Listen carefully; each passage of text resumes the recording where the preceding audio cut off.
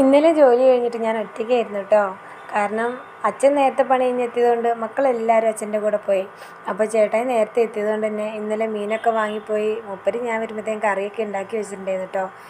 നമുക്ക് ഇടയ്ക്കൊരു മഴ പെയ്ത് തോർന്ന പോലെയാണല്ലേ. ആരെങ്കിലും എന്തെങ്കിലുമൊക്കെ ചെയ്ത് കഴിഞ്ഞാൽ ഭയങ്കര ഒരു ആശ്വാസം തന്നെയാണ്.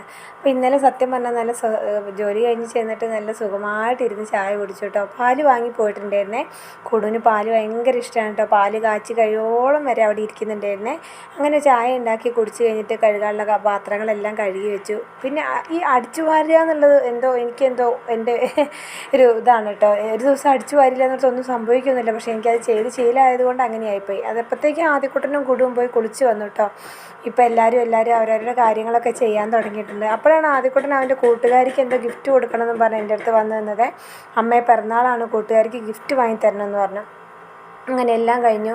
ഇന്നലെ നേരത്തെ മേലെല്ലാം കഴുകി. അപ്പോഴത്തേക്കും എല്ലാവരും പഠിക്കാനിരുന്നു. ഞാൻ എൻ്റെ പുസ്തകമൊക്കെ തിരഞ്ഞു നോക്കിയെടുത്തു. പിന്നെ ആദ്യക്കുട്ടന് കുറച്ച് കാര്യങ്ങളെല്ലാം പറഞ്ഞു കൊടുത്തതിന് ശേഷം പിന്നെ ഞാൻ എൻ്റെ ബുക്കുമായിട്ട് ഇരുന്നു കേട്ടോ. കുറേ നാളായിട്ട് പഠനം ഇങ്ങനെ പാതി വഴിയിലാണ്. വീണ്ടും വീണ്ടും പൊടി തട്ടി എടുക്കണമല്ലോ. എത്രയോ എല്ലാം മറന്നു പോയിരിക്കുന്നു കേട്ടോ. പുസ്തകത്തിൽ നോക്കുമ്പം കടലിലേക്ക് നോക്കണ പോലെയാണ് എനിക്ക് തോന്നുന്നത്.